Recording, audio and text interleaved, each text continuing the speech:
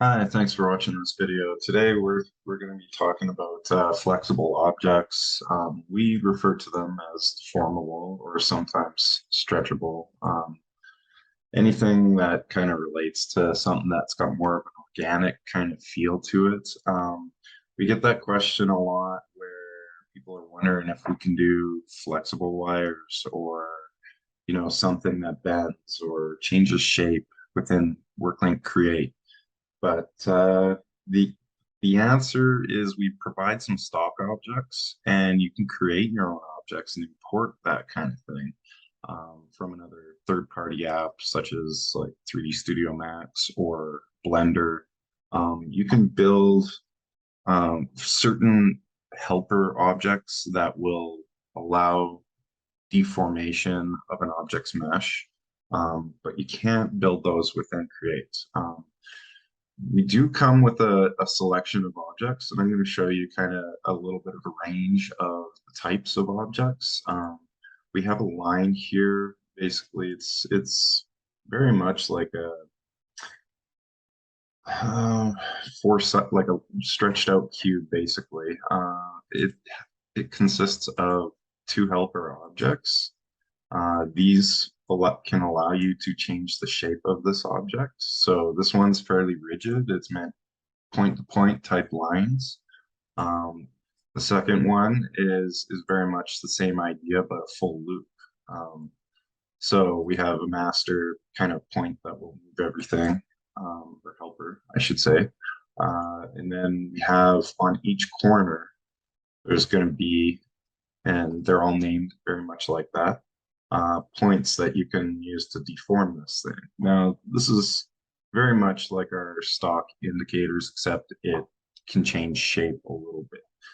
And it is rigid, very much so, like the line that I just showed you. From there, we get into something that's a little bit more complex with our deformable cloth. And you'll notice a similarity with all of these. We have the little icon beside all of these helper objects that indicates that it's doesn't contain any geometry. It's basically a helper object or an empty object. If you wanted to create one yourself within Create to child objects too, you'll get that same icon displayed. This lets you know the difference between geometry and objects, and all of these helpers are named fairly accordingly to where it's gonna be located on that specific object. As you can see, center, all centered to this cloth. And if I were to move that, we get a fairly nice, smooth transition between that. And if I were to grab all four corners, I can really get in there and move these things. And you can rotate these helpers to create different sort of ways to deform it. You can scale them as well to create things. Like if you are familiar with any 2D drawing applications like Illustrator or even Photoshop has their shapes, you'll have points along the line or border of that shape that has Bezier handles. If you scale these, they kind of behave very similar to that, where you can increase the curve or decrease the curve, make it a little tighter, more of a pinched look. But each one of these, like even the edges have center of each edge has its own. So you can rotate those or move them around to deform the object. Now, this one being a little bit more organic than the other two that I had shown, definitely will display those features. The more rigid ones, scale won't affect it as much. Rotate might a little bit, but uh, the more organic ones are where you're going to see that those effects come through. Now, we also have another one that's basically labeled deformable text box rounded. And this comes with an outline and a background that can be modified. They both follow the same points. So if you were to want to resize this one, you could just drag those helpers down and resize um, the text box however you like. The added effect that you get from scaling on this one is basically it's going to scale those handles, right? So you can increase that curve on the corners and the thickness of the outline just by doing so. That can help you create various shapes and sizes of a rounded rectangle to allow that. And because we have the outline separate, you can see that we can have two different colors going on at the same time. Now, if you just wanted a flat color, box, you could always hide one of them and then just deal with the background. So it's full flat, whatever color that you want. So that's that one. Next one in line here that I have is the Ethernet cable. Now this is to show off that you can have flexible cables. This was built externally, but this cable could be reused if you wanted to, because only the cable and the plug is split so that you can assign different colors to it, but the plug itself isn't being deformed. It's just the cable. So if we look at these base helpers here, we've got a center, we have an end, and we have a start. And because the hierarchy has those, connectors here, all kind of childed to that point, they will follow that specific helper as well.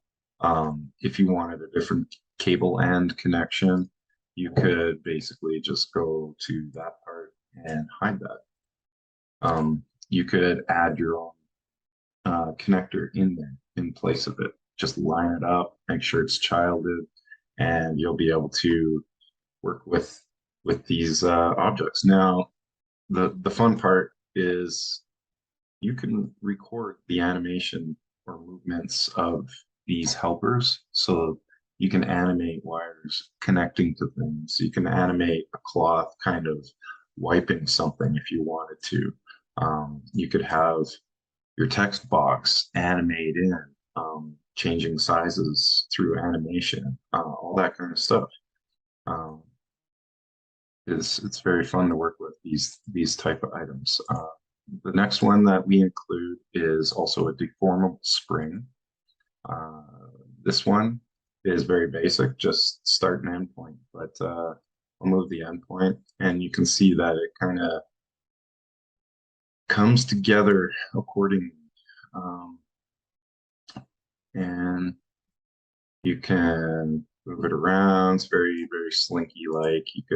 You could rotate that too a little bit to kind of generate some kind of a curved effect. You could definitely animate a slinky with this.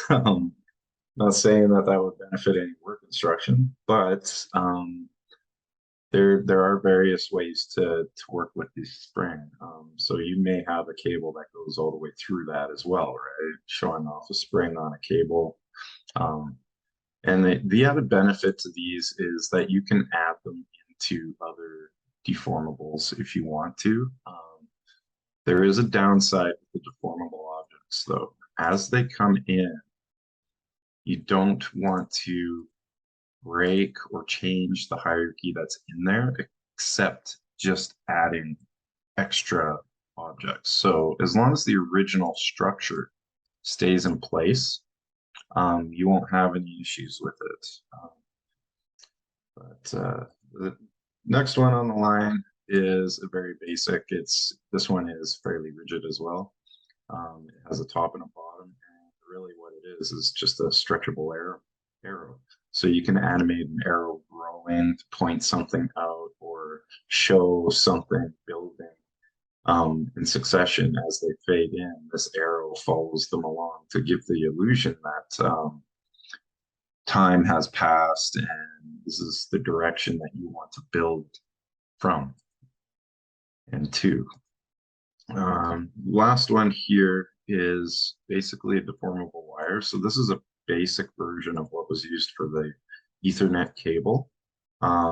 They come in various setups, and they could vary in the number of points. If they're only 3 points, is probably just going to be a start and a middle to that cable. So you can see that's it's a little bit wide there.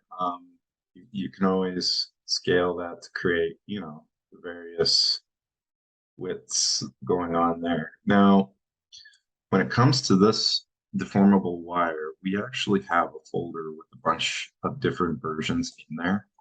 And you can find all of these assets under your company assets, unless you have a coordinator that manages all company assets for your company and has reorganized these. They should be in the default of basic tools, media, deformable objects, deformable wires. Now you can see all these different names here. There's various thickness. So from 4 millimeters to 6 millimeters for wire thickness. And they also have a variance in the number of helper objects. So 3 is what we're seeing here in the viewport. There's 3 points for control. If you were to grab something like, say, the 11 points, you're going to end up with a lot of control on this one. And the more control points, the heavier it does, or the harder it is to kind of manage. And you can see that these are kind of named accordingly. So on the start side, that's where our one helper is, and then we step along towards the middle as we count up, and then we have the middle. And then obviously there's the end side, and then we count up towards the middle. So you can really get in and start to really create some interesting sort of shapes with these and have some fun. Like you can have wires that wrap around all sorts of things. I'm sure in the future we'll add more objects, and feel free to create your own objects using a third-party app like 3D Studio Max or Blender. Basically, it's you have your mesh in its default state. As you can see, these wires were laid straight. You place helper objects. Each program might have their own names for them.